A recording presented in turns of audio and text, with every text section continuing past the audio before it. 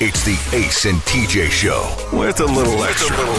Uncensored, unedited, and almost uninterrupted. Get ready for the most extra podcast known to man. The Ace and TJ Show presents the Extra Funny Podcast. All right, everybody, welcome to the celebration of 25 years of the Ace and TJ Show in Charlotte.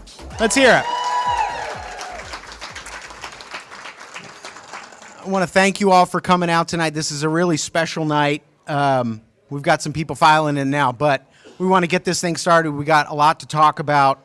As you know, Ace and TJ have been in the Charlotte market for 25 years on this day. This is the anniversary, and I'm really excited to be here. My name is Riggins. I've worked on the show for a couple of years. I want to introduce everybody on the show, if that's okay, before we get to the guest of the hour, whatever they call that. First, let's start over there. The newest show member on the Ace and TJ Show. Give it up for Alexis. Hi. All right. And then, of course, everybody knows Tech D Rob. Hello. And Alexis's boyfriend Jay is here. I see him over there. Very handsome guy, right? Give him a round of applause. So good looking. And, of course, Jody and Amanda, Ace and TJ's wives, are here. Give them a round of applause. So lovely. A lot of family members. TJ's kids are here. Ace's son is here. It's going to be a great night. Yeah. I don't want to waste any more time. I'd like to bring out, one by one if I could, the man who inspired me to get into radio. Give a warm welcome to Ace.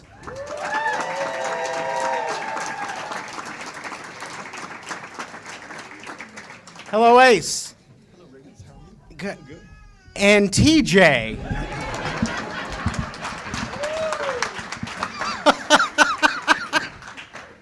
Like a well-oiled machine, isn't it? 25 years. You want to close those doors? Hey.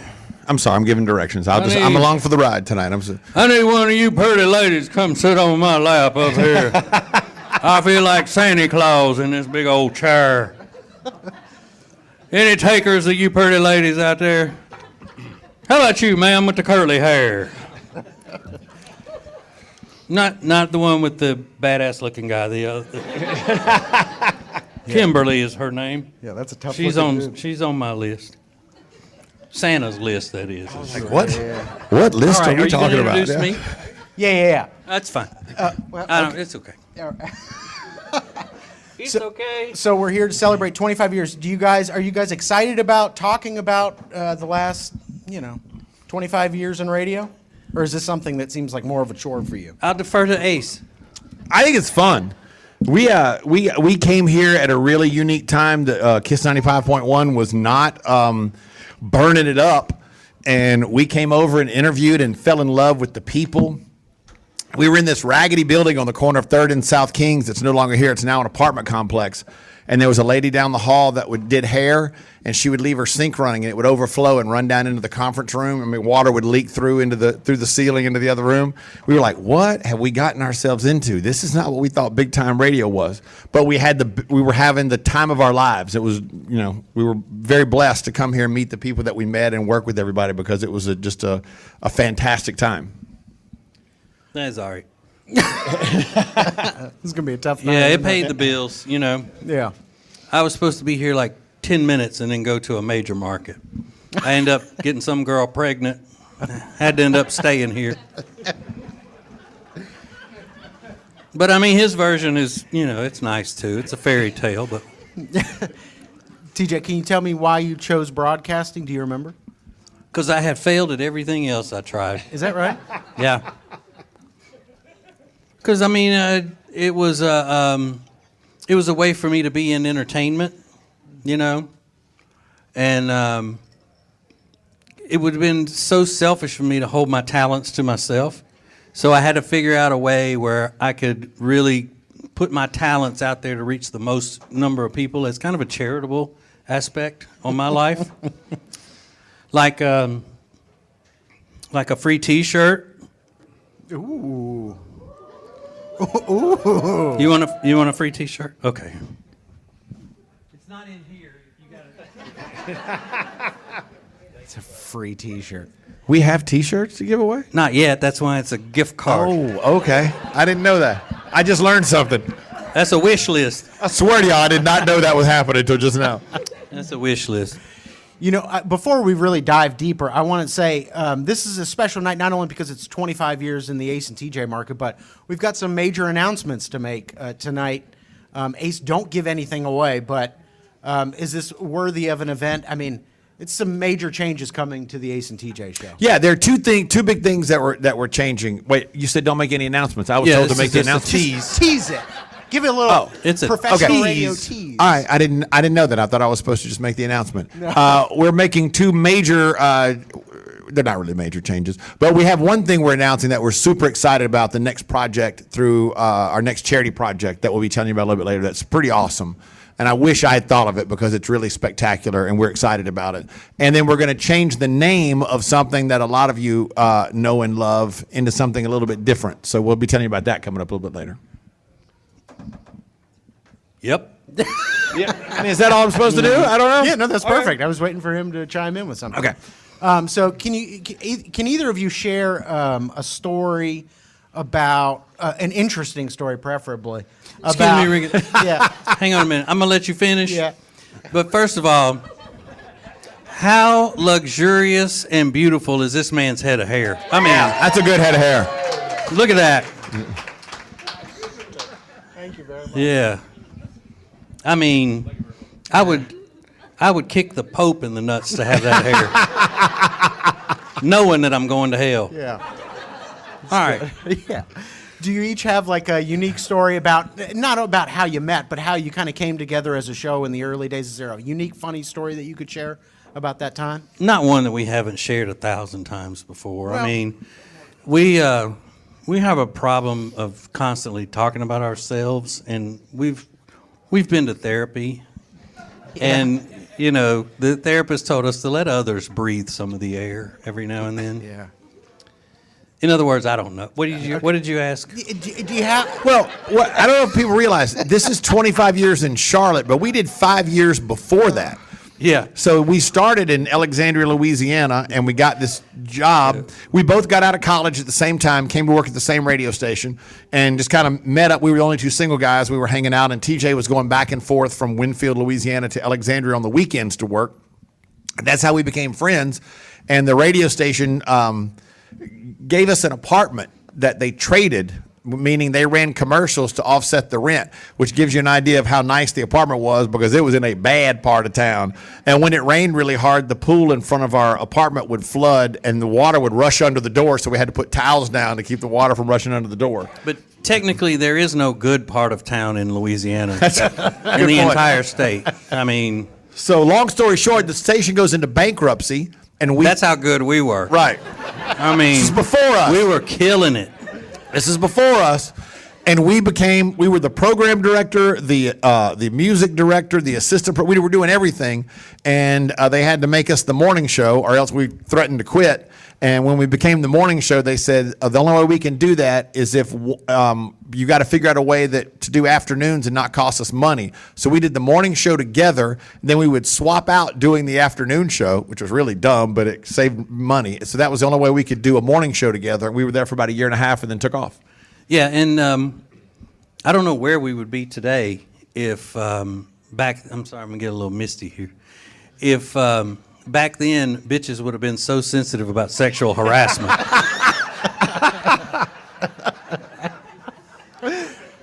I mean, We wouldn't be here. if they were as sensitive about it then as they are now, good Lord, I'd still be working in a sawmill.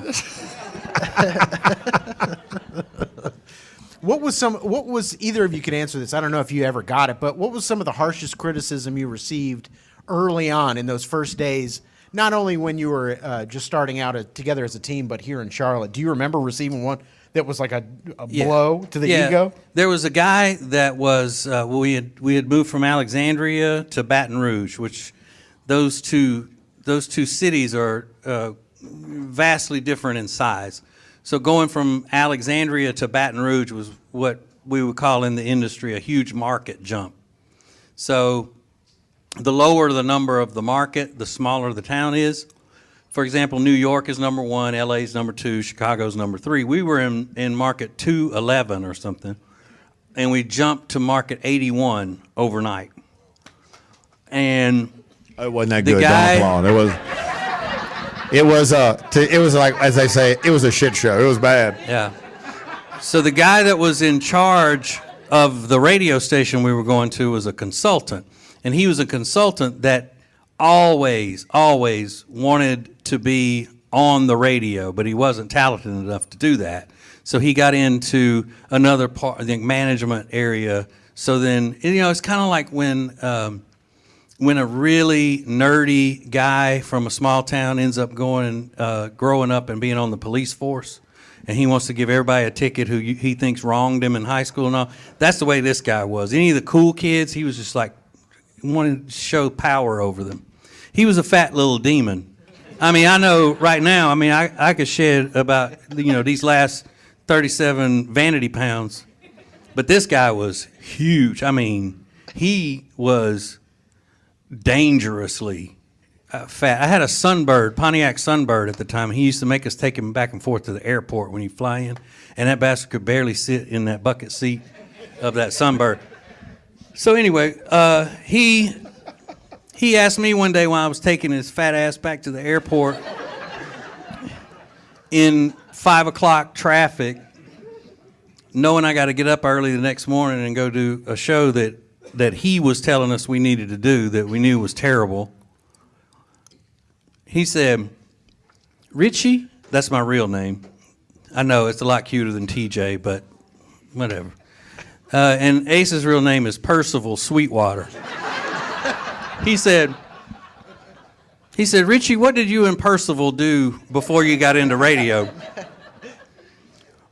And I said, "Well, I worked for a lumber company. I was a purchasing agent for a lumber company, and Ace was, I think the other jobs he had before college, he worked for his dad setting up mobile homes, And he goes, well, I think maybe it's time that the two of you look at going back to those jobs."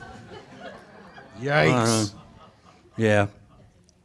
His name is Jim, and I called him Jim Jong-il, like the brutal dictator of North Korea, Kim Jong-il. I called him Jim Jong-il. And he hasn't done much since then. Not a thing. Really, So it was kind of he was daring us to go do something else. Yeah. So we did. We go in and we give our 2 weeks notice. And I was bummed because I was so excited when we got this job because it was in Baton Rouge. I'm an LSU graduate. Like, we're going to own the town. We're going to the game. People are going to love it. It's going to be fantastic. And it sucked and it was embarrassing. The whole thing was a disaster. It was bad. And well, I carried my weight. I didn't.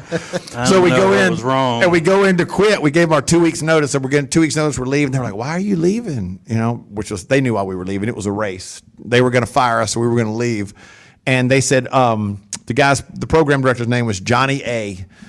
And Johnny said, "Oh, well, that's good because Jim will be here next week." And I can still see where I was standing in Johnny's office. He never turned the lights on. He just had lamps on, which was really weird, I always thought. And TJ goes, "Good, because I'm going to hit that son of a bitch in the face with a shovel."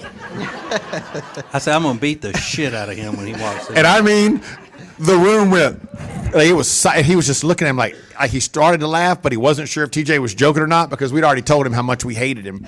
And he goes, and then Jim never showed up. I don't know what happened with that, but Jim didn't come during those 2 weeks. And then I almost said to Johnny A., "And if you talk any more shit, I'm going to knock that toupee off your head." It was like he had a dead squirrel sitting on his head. But he had it cut into a chili bowl. This is like the early 90s.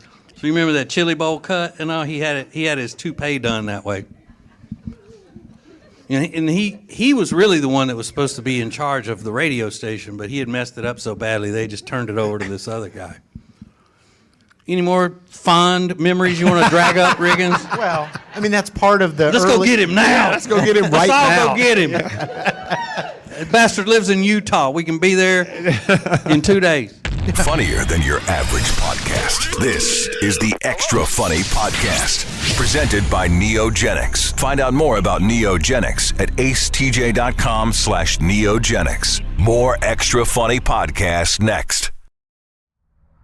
Hey, it's Ace. If you're wondering why I'm dressed like this, I'm getting ready for the Ace and TJ Jet Fitness 24/7 golf tournament. So I'm working on it on here on the turf field at Jet Fitness 24/7. It's all to benefit Peyton's promise. Get signed up at acetj.com/golf.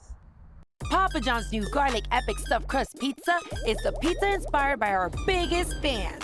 With that garlic flavor you all love. In it, on it, with it. Get the new garlic epic stuffed crust pizza for $13.99 only at Papa John's.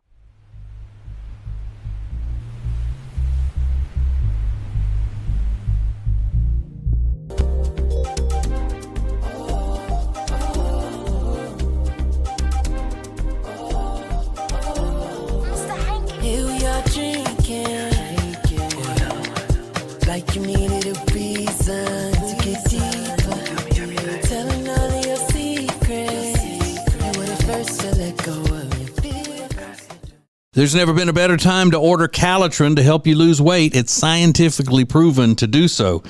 The prices are great right now, and they even have payment plans. So you need to check on all of that at acetj.com/weight loss. Order it today. It's Calitrin.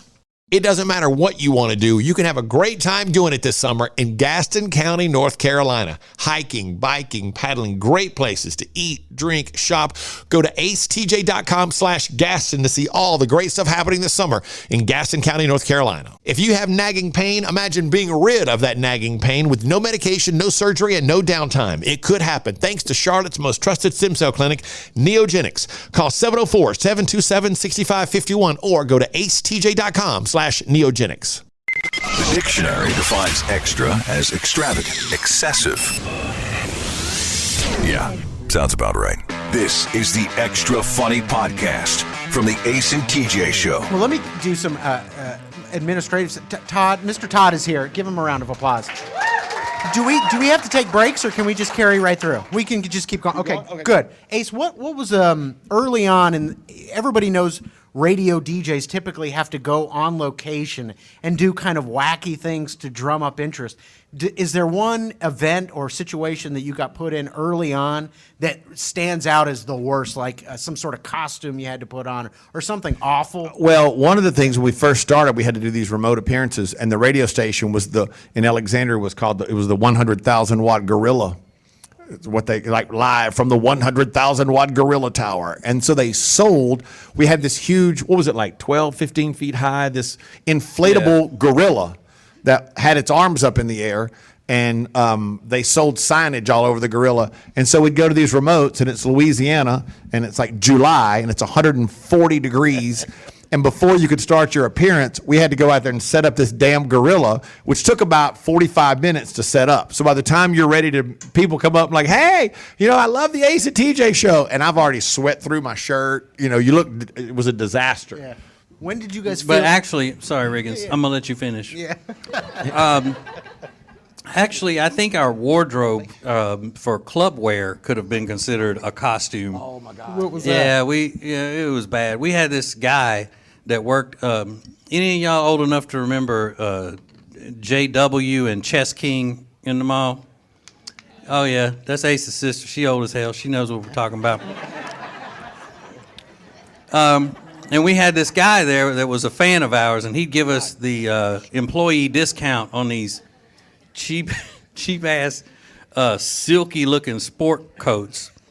And I remember Ace had one that was white. Were you one, or did I have that one? I didn't have the white one. I had a white one that had black fake leather stripes down the side of it. I mean, it was awesome.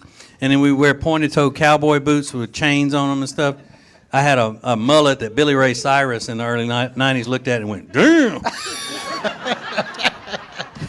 He was like, we didn't have wish lists back then because there was no internet, but he would have put my mullet on his wish list. But anyway, yeah, so that was it. And the guy, though, ended up getting arrested. He was selling cocaine out there drugs. or something. Yeah. It's Louisiana, every day is a winding road, Here's the funny part, though. We took all these experiences, and when we came to Charlotte, where's Bill? Is Bill still here? Bill may have left, yeah. Bill Shaning is here, who is the general manager of the station. He's the guy that hired us to come here. And when we were sitting down going through contract stuff, TJ and I thought we were so smart. We've been through so much. We were saying, and we're not going to do this or this. And finally, at one point, he goes, "Who has hurt you through the years?" He goes, why would I have you do any of these idiotic things? We were like, this is all stuff we've had to do in the past. Bill's voice is kind of, he goes, we don't do shit like that around here. We treat people the right way. I was like, well, good. Then you won't have any problem signing that we won't have to do that right there. Because we were under a contract in Birmingham at the time that they called us to come interview for the morning job on KISS 95.1. And it's a big thing in radio, and I'm sure it's in other companies and other industries as well, but contract tampering. And so since we were under contract, Bill was being very vague about, no, I'm not offering you a job because I can't do that because I'm not going to get hit with contract tampering and this, that, and the other. Like being, down the line with it. So they had put us up in a hotel. It's what's called the Omni now. I don't know what it was at the time. Radisson. It was called the Radisson then. That's how long we've been here. When the Omni downtown was called the Radisson. And so we get back there and we're coming back and we're going to meet him for dinner. And I said, all right, let's just get this guy. He seems like he's really cool. Let's get him out to dinner and relax and see what'll happen. And about maybe an hour into dinner, we went to Sullivan's. It was brand new in Charlotte at the time. I mean, they were really trying to woo us, About an hour in, he goes, all right, look, I want you to come take the job, and this is what I'm going to pay you. I'll pay you and you this, and then I'll pay you, he pointed at our producer, this. And he had taken an employee along with him to keep him from doing that. So there was contract tampering all over that table that night. Yeah. And then we were sitting there, because we didn't have an agent or anything at the time, and we were trying to stay, poker-faced about it and all, and under the table we're kicking each other like, oh, this is it. Yeah. And by that time, and then after we ate dinner, we went over to Vinny's on South Boulevard. It's, I don't know what it is now, but it used to be Vinny's. Yeah. At one time, it was a Cajun Asian place. Yeah, it's right there by the Walgreens on South Boulevard now. And so we're the last ones there. We're waiting on a cab because there wasn't Uber back then. We were waiting on a cab, and he's driving off, and we start waving him back into the parking lot because I'm like, oh, we've bonded with this guy now. I'm going to make a joke. So he swings back around. He comes in, and he rolls his window down and he goes, what? I said, hey, is it okay if we, to celebrate, we order porn in the rooms? Because they were paying for it. And he started laughing. He goes, oh, yeah, do whatever you want. Well, I'll see you in the morning. So he drives off. The next day, he gets the hotel bill, and he goes, shit, Ace was serious. I swear. I'm telling you, I knew, joking. I knew Ace this afternoon he was going to tell that story tonight. I knew he would tell that damn story. He said Ace is the only one that really did it. I was like, God dang, he's going to tell that story tonight. So we're at Vinny's, true story. I was just talking to Bill about this outside. We're at Vinny's, and Bill goes, it's me, and everybody left. It was just me and TJ and Bill. And to be honest with you, we're all kind of drunk at this point. And I'm like, and our producer at the time, and I'm like, this is like, yeah. We're talking about you, there you are. Hey, seriously, give everybody give him a big round. That's why we're here right there. And so, if it weren't for him, we wouldn't be here. And well, I wouldn't be poor. I mean, I would have still found something going on, but whatever. So, Bill, to catch you up, telling the story about when we came in for the interview and we were at Vinny's, you pulled away, and then I waved you back in, and you rolled the window down, and I said, can we order porn in the room? And you laughed, and I laughed, and you said, yeah, whatever.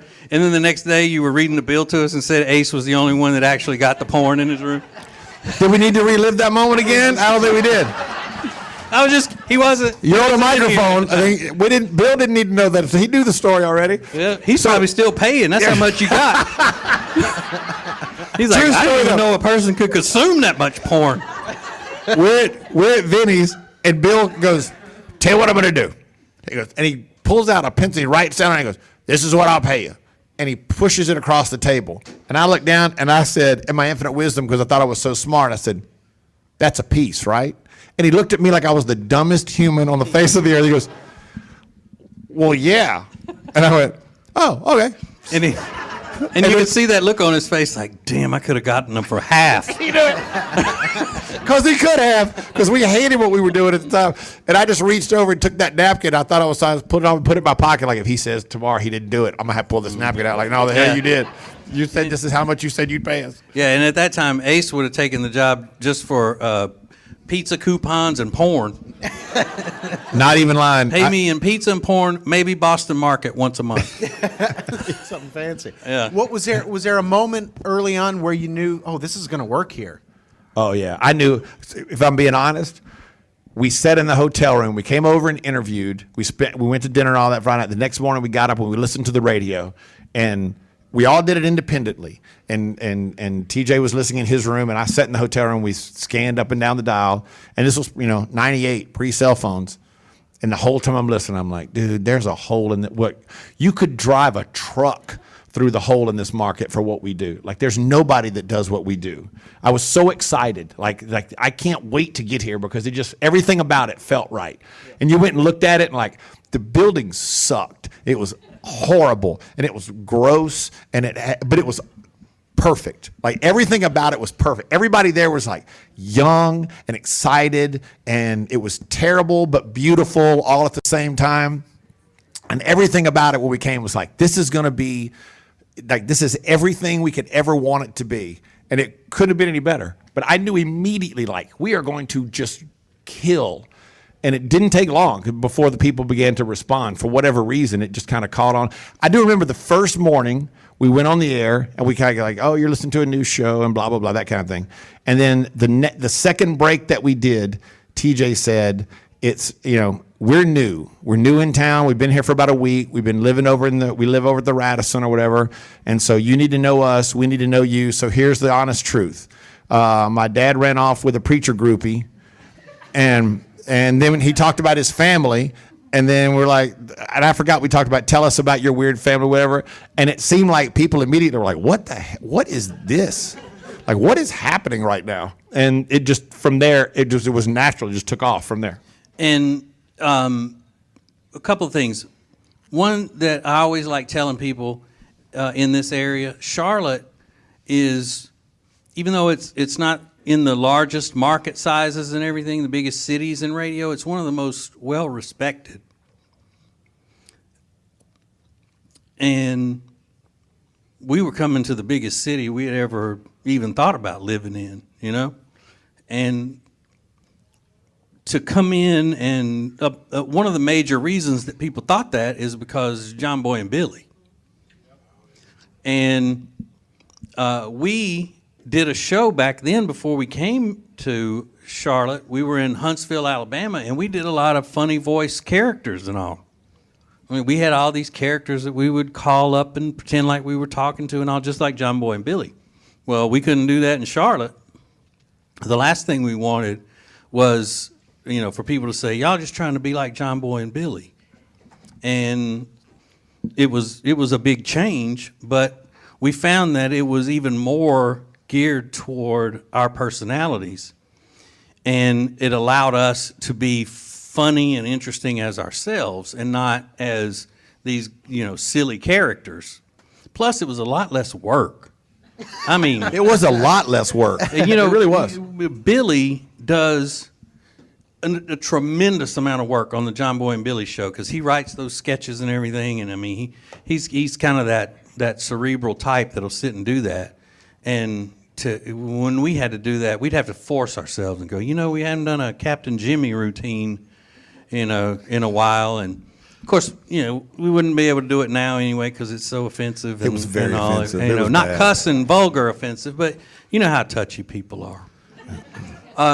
But our show changed tremendously from what it was to that first day going on the radio in Charlotte and just concentrating on the fact that we didn't want anybody saying we were trying to be John Boy and Billy.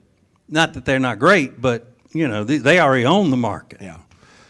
And we'd had such a great experience in Alexandria, Louisiana. Then we go to Baton Rouge, and it was a disaster for 6 months. But people always talk about what'd you learn from losing. We learned a lot about ourselves. We go to Huntsville. We spent 2 years there and crushed because we'd learned so much. Then we spent 7 months being paid to not be on the radio in That's Birmingham. How you suck. Yeah, they were paying us to not be on the radio when they called and said, "Hey, would you be interested in coming over and interviewing in Charlotte?" So we got a raise and a promotion, and we weren't even on the radio. It was, it was weird. But when we came over, we knew like this is who we are, what we do, and just nobody was gonna stand in our way. Nobody was gonna stop us. And we got lucky early on. For whatever reason, a guy called one day and said, and this is such a weird story. A guy called one day and said, "I'm thinking about killing myself." And we were like, "Is this? Is this real?" And we were playing a song, and we'd probably been on 4 months, something like that. And we went on the air and said, "Hey, everybody, here's the deal. We got to come off the air. We can't tell you anything about it. You're just going to hear music for a long time, and then you're going to hear some commercials. Then you're going to hear some music while we figure this out. But we'll fill you in a few minutes." And we talked to this guy for probably 30 minutes, I guess, 1998. And he was talking about killing himself. And then we heard, while we did that, Pete, who was producing the show, called the cops, filled him in, and we heard the cops arrive at his house. And the guy was really kind at the end. He was like, "Thank you. I think I'm going to be okay. I'm going to go with these guys, and they're going to help me work it out." And so turns out, I don't know how this happened. To this day, I don't know. But it ended up in Reader's Digest. I don't know if somebody turned that into Reader's Digest or not, but there was a write-up in Reader's Digest about it. And that seemed to kind of be a thing for whatever reason. Now, fast forward 5-6 months ago, I don't know, this came up or something, and that guy sent us a message. And he said, and we thought he was faking, and then we asked him a couple questions, and he was able to answer them. And he was like, "To this day, I'm thankful that I called your show because I thought I was going to kill myself, but I have a family, and I have a great job, and I have a wife, and I have a couple kids, and it's amazing." And, that was kind of the thing that kind of we set sail at that point, and it was all the way up after that. So the other day, after he had said all that, I said, "Okay, dude, we're not letting you ruin another show, so go on about your business. We saved your life once, fine, blah, blah, blah." And what was so cool is that when we heard the cops come in there, they were rapping him in the head with the batons. I mean, they were just like beating the shit out of him. And we were like, "That's what you get for messing up our show. We're trying to make a name for ourselves here in the big city." Damn. Do you remember we had Harry Connick Jr. on one time? This was 98. And it was one of the first guests that we had. He came and he brought his tour bus and the whole thing. And Harry Connick Jr. came into the studio, and he was from Louisiana, and we were from Louisiana, and we really hit it off. Like, genuinely, we were having a good time. And he had 20 minutes to be there. And we were like, "We know you got to go." He was just cool. We're just like, "I'm having so much fun, and we'll keep going." And we talked to Harry. This is such bad radio, but we talked to Harry Connick Jr. from like 8 o'clock until like 8:30 until like 9:50. We didn't play a song. We didn't play commercials. We didn't do anything. And we could see salespeople in the window like my client wants to know when their commercial's running. And we were afraid he would leave if we took a break. So we just kept talking to him like, "We're having so much fun. This is awesome. Like, he's a celebrity. He likes us. We're not going to stop." And then at the end, we had to tell everybody, "Okay, we're going to run about 27 minutes of commercials in a row right now." And they were pissed. And they had right to be pissed. But we just didn't want him to leave. And we were like so excited that he was so cool. We were having so much fun with him. Yeah. Now I don't even let celebrities come in the studio.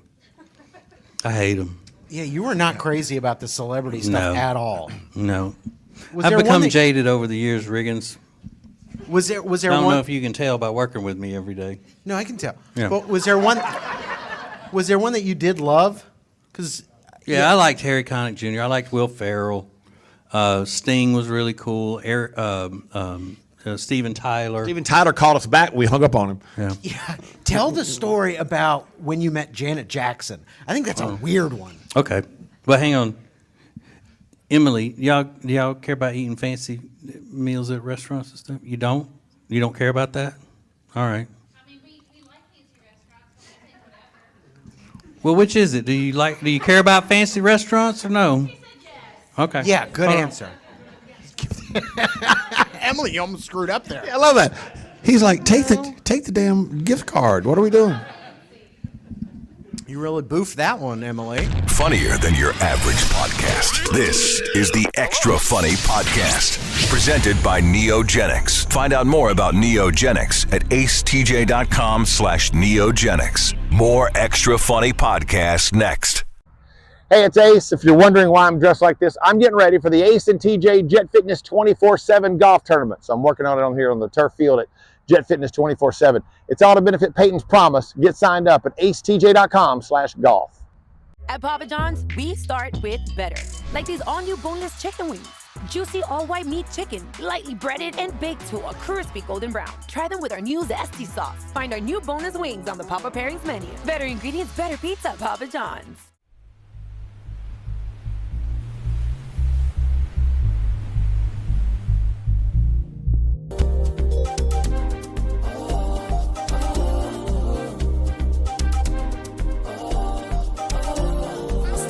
Here we are drinking, like you needed a reason to get deeper. Telling all of your secrets, you were the first to let go of your fears. There's never been a better time to order Calitrin to help you lose weight. It's scientifically proven to do so. The prices are great right now, and they even have payment plans. So you need to check on all of that at acetj.com/weight loss. Order it today. It's Calitrin. It doesn't matter what you want to do. You can have a great time doing it this summer in Gaston County, North Carolina. Hiking, biking, paddling, great places to eat, drink, shop. Go to acetj.com/Gaston to see all the great stuff happening this summer in Gaston County, North Carolina. If you have nagging pain, imagine being rid of that nagging pain with no medication, no surgery, and no downtime. It could happen thanks to Charlotte's most trusted stem cell clinic, Neogenics. Call 704-727-6551 or go to acetj.com/Neogenics. More than just a little funny. This is Extra Funny. This is the Ace and TJ Show's Extra Funny Podcast. What was your question, Ricketts? I wanted the. Okay, here it comes. The celebrity story that. Oh, Janet Jackson. Yeah. Oh, wait. Yeah, TJ. This Wait, is hang on, real real quick. live Wait, show. real quick. I was supposed to do something a long time ago and I forgot. Go ahead. No, I'm kidding. Go ahead. No, oh my I can God. wait. Go ahead. I'll wait. Serious? Well, no, do it now. So, Never mind. Okay, All go right. ahead. God bless you. did you say Janet or LaToya? Yeah, who wants to hear the story about when you met LaToya Jackson?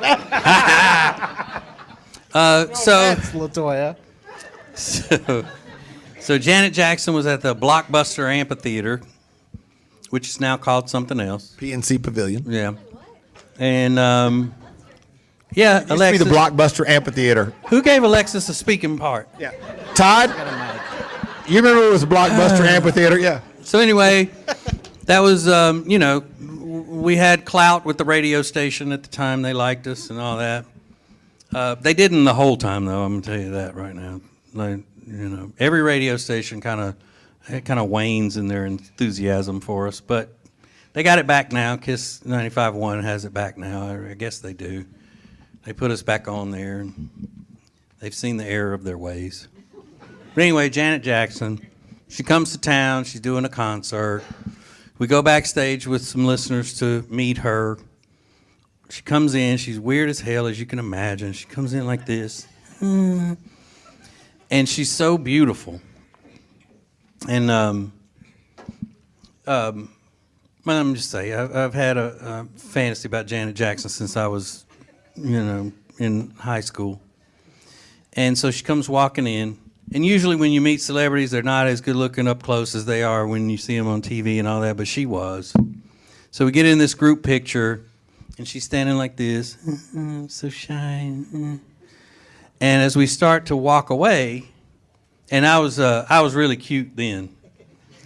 I still had my hair, and I was in much better shape, and I cared about how I dressed and all that. And so I was looking pretty good. I was, as the kids say now, feeling myself. But I wasn't married at the time. Yeah. Actually, I was. Yeah, you are. You were completely married at the time. And as we started to walk away, I didn't really accost her or anything. I just reached out and grabbed her arm like this and just did that because she didn't look real. I was just like, what does she feel like? On her skin. I was like, because she's standing like this, and I just like, I just gave her arm just a little tiny squeeze, and she looked at me like I had just, tied her up and gagged her and threw her into a dark basement and strung her upside down. It was awkward. Put messages in the want ads in the paper to see if they can figure out my serial killer clues and all of that stuff. So she overreacted a little bit. Yeah, she was being a little dramatic Typical with it. Jackson behavior. Yeah, I mean, the whole family's all messed up. It's wacko. Can't even take a squeeze on the arm from somebody who's playing her music on the radio. She owed me that touch of the arm. Ace, what was a celebrity interaction that you look back on and go, that did not go well? Has there been one? Yeah, there were two. One was what's the hit 'em? Who was the one? Not Blue Cantrell. No, She not Blue was Cantrell. awesome. She was great. I squeezed Macy her Gray. arm, too. So we go. Macy Gray pops to mind immediately. Remember Macy Gray? Because I was playing this Macy Gray CD. I try and I choke, or whatever the hell the songs were. So I quit listening. And we take listeners backstage at Blockbuster Pavilion to meet Macy Gray. And she comes out and sits down at the table. And she doesn't look up. She's wearing sunglasses, and everybody lines up. It's like a little picnic table backstage. And she sits down, and this is her. And she never looks up, never speaks to anybody. And we're supposed to interview her after this is over. And we sit down with her across from this picnic table. You can tell she's in a bad mood. And she said, and her manager said, "You got 2 minutes." We were like, 2 minutes? How do we interview somebody in 2 minutes? And I think TJ goes, "Well, just forget about it then. We're cool. No problem." And she just got up and walked away, and everybody left. What they didn't count on was the fact that we went on the air Monday. We're like, Macy Gray's a bitch. And we told everybody, she was rude, she was arrogant, she was rude to our listeners. We're not going to play her music on the mornings anymore. We hate that bitch. And it was bad. We were very upset about it because she was very rude to people we had brought there to meet her. So the record company calls the program director at the time, Brian Bridgman. And they were like, what can we do? We'll fly Ace and TJ to New York. We want them to come backstage at Madison Square Garden and meet Macy and hang on and get to know her. We were like, hell no. Then we went on the air and told them the record company tried to fly us to New York, and we're not going. I'm like, you think I'm going to go to that liberal Mecca and let all that stuff get on me when I get to New York? No way. Yeah. I'll tell you who else was a jerk. Franklin Graham. Franklin Graham. That's a joke. I'm kidding. I was like, when did you meet Franklin Graham? Damn. Everybody got quiet. And they're like, oh, wait a minute. I've sent money to Samaritan's Purse. We're about to go viral. No, that was a joke. I'm a big fan of Franklin Graham. Hey, I just thought of But something. his dad, now that's a different story. Yeah. He was a Sure. Adam, raise your hand. So many people hear us talk about our manager, Adam. Stand up for a second, just so people can see Adam. So, we were tomatoes. So we were working at KISS, and we had this agent who represented huge radio names: New York, Chicago, LA, all the biggest names. And he took us on as a client, and then he wouldn't call us back. I don't know. He really didn't. I guess he thought we were too small time to deal with in Charlotte. And so Bill, to his credit, who was our GM, told us, I just like doing Bill's voice. He was like, there's this guy. He runs a voice company, but you should check into it. I think he seems like he's pretty sharp. And so we called Adam and said, hey, we want to get rid of our agent and get a new agent, and we're getting some offers to syndicate, but we don't know what we're doing because we don't have anybody to help us. And Adam said, I don't think I'm the guy for that job. And I was like, well, damn it. There went our only hope right there. So now we're done. And then about 6 weeks. I was like, damn New Yorkers. Yeah. So about 6 weeks later, Adam calls back, and he's like, hey, I've been thinking about this, and I think maybe we can work something out. By any chance, are you going to the Radio and Records Convention? We were like, yes, we are, because it was our first time being nominated for Radio Morning Show of the Year. We were so excited. This is a big deal. Radio and Records was a trade publication that we grew up reading. It was a huge deal to be in it. And they had nominated us for Morning Show of the Year with like Rick Dees and all these other shows that people knew around the country. It was the first time we'd ever been nominated. Was the Morning Stiffy out of Oklahoma nominated for that one? Not for that one. Yeah, there was a rock show we knew called the Morning Stiffy. I guess that was the next year. Yeah. So we did our radio show, then we flew from Charlotte to LA. We got to the hotel, we dropped our stuff off, we changed clothes. We thought it was going to be so cool. And we went to this theater where they were going to be giving these awards away. And Aerosmith was being interviewed before us, and that ran long. And they were like, Jennifer Love Hewitt's going to present the award. And we thought, how cool are we? We're like the 5 greatest morning shows in America, and we're meeting this guy there who's going to syndicate us. We're the coolest people ever. We didn't think we were going to win, but we were so happy to be nominated. It was like a dream come true. And because Aerosmith ran long, this guy just starts yelling, okay, Jennifer Love Hewitt's going to make the announcement. Swear to God, she stood up in a chair in the middle of the lobby and yells out, Ryan Seacrest! And then it was over.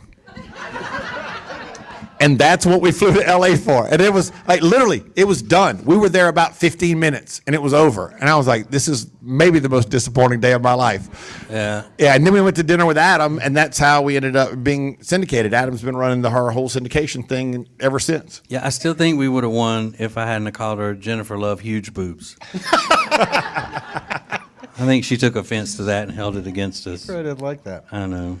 Yeah. But anyway, when we met Adam and we walked away from our meeting, I was like, did you see those loafers he was wearing with shorts? Oh, awful. I know. It's like, we can't trust him. Yeah. So we've covered a lot, 25 years. I want to ask, did your kids do well with the massive amount of fame that their fathers started receiving early on? Were they able to handle it well in school and with their friends and stuff like that?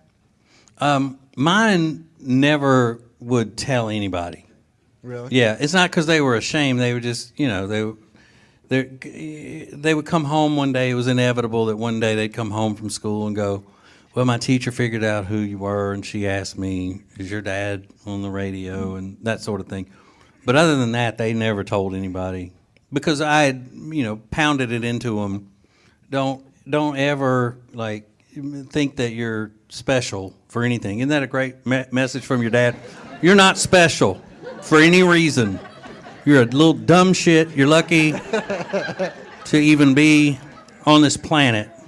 If your mama wasn't pretty, you wouldn't even be here. But yeah, they never did, and they weren't ashamed because when somebody would say something at school, they'd go, "Yeah, that's my dad," and whatnot. My daughter graduated from college in Nashville in last May, and she's moving back to Nashville, and she applied for this job that's in the industry, podcast, radio-ish kind of thing, and it was all she could do to put, "I've been around radio my whole life." She didn't even want to put that, and Jody goes, "Well, did you tell them who your dad was so they could look it up and see it was legit?" She goes, "Yeah, I did, but I know good and damn well she did." Yeah, of course not. Yeah. Ace, did your son and daughter have a lot of pride in what their dad did? Peyton never told anybody, never mentioned it or anything. Never came up unless they're, and it, same thing. A teacher would eventually figure it out. Yeah. Cade, wave your hand in the back. That was Cade's introduction. In the class, they'd be like, introduce yourself. And Cade would be like, my name's Cade. My dad is Ace from the Ace and TJ show. God dang, man. Like, low-key that a little bit. That was, every teacher knew right off the bat. But they all eventually found out. And then, one of the worst days of my life, this might be a slight exaggeration, but I felt terrible as a parent. In the second grade, Peyton got really mad at Cade one night, and she told him that she hoped he would die. And we had a long conversation about we don't say that and everything. And she said, please don't tell that on the radio. And I said, I won't, I promise. And I forgot about that. And the next morning, I told that story at 7:20 on the radio while they were on their way to school because I'm a moron. And my ex-wife texts me and she goes, or maybe she called, I think she texted, whatever. And she goes, your daughter heard you tell that story on the radio today after you told her last night you wouldn't. And apparently Peyton looked at her and goes, he said he wouldn't tell anybody. Here's what makes it worse. Her second grade teacher sends me an email and says, hey, I just wanted to let you know, I'm not sure what happened, but when Peyton got to school today, she came and sat in my lap and cried and said her daddy told a story on the radio he promised he wouldn't tell. Oh, my God. Yeah, so I made her cry, and then when she came home, we had to have a conversation about sometimes, parents make mistakes, and sometimes they're real stupid, and your dad did a dumb thing, and I'm sorry. But and who wants another free T-shirt? Do a T-shirt giveaway. For the record, my daughter got over that when she got old enough to go to concerts because we could hook her up all the time. Hell yeah. That goes right Yeah, out the I window. mean, And I still say that teacher's ass should be fired Yeah. for doing that during the show. But you know how these Marxists are. Yeah. Yeah. In addition, I will say... My mama was one of those Marxist teachers. No, she wasn't a Marxist, but she was a teacher. You guys- And Ace's mom was a teacher. You're a teacher? Are you one of those indoctrinators, or do you actually teach? Don't even tell me because I like you, Emily. I don't even want. Let's just keep it. Keep it. Okay, we're good. All right, because I was going to say, give me that Fahrenheit gift card back. All right, what, Riggins? I was just going to say, in addition to the success you've had on the radio, you guys have, the kids you raised are stand-up kids. Oh, well, thanks. Yeah. Thank you. They're good kids. TJ's raised some very good kids. And those are mine back there. Y'all say hey to the peoples. Those are my children. Cade, wave your hand. That's my son's back there. There you go. And everybody's been asking about my wife and stuff. My wife did not come because this is my night. I'm sorry, this is our night. No, her ass is back there. So You can see this. Amanda, wave your hand so everybody can see. That's my pregnant wife, Amanda.